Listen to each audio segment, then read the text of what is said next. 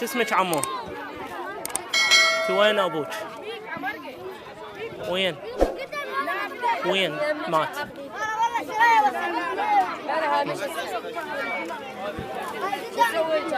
شنو متريقة متغدية متعشية؟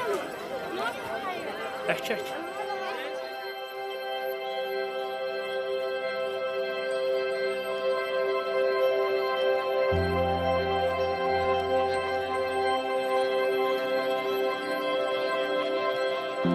Her name is Malak, meaning angel.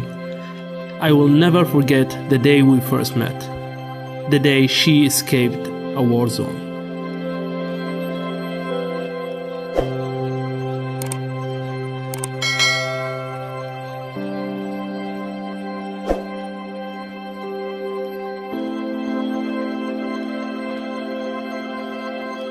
People ask how I felt meeting children who had suffered like that.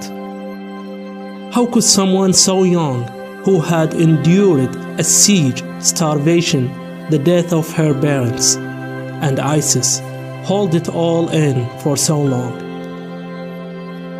I look at her and I see my daughter. Malak broke my heart.